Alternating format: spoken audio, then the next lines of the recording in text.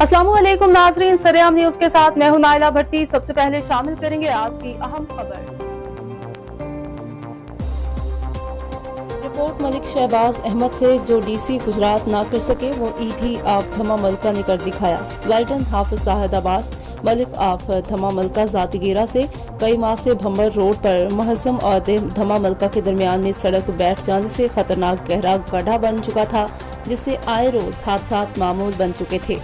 Media पर बार बार deputy commissioner Gujarat और AC Gujarat की तवज्जो दिलाई गई, मगर उनके कान पर जूं तक न रेंग सकी।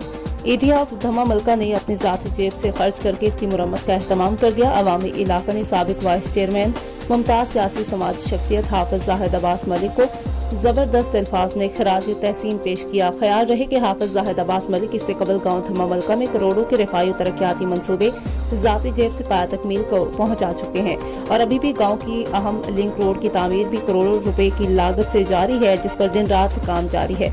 जल्द ही पाया तकमील को पहुंच जाएगी।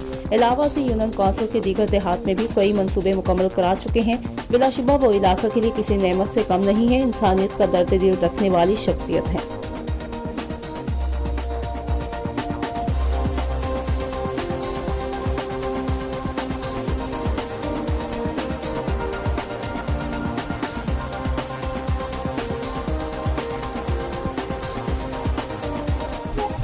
मज़ीद खबरों और अपडेट से बाखबर रहने के लिए देखते रहें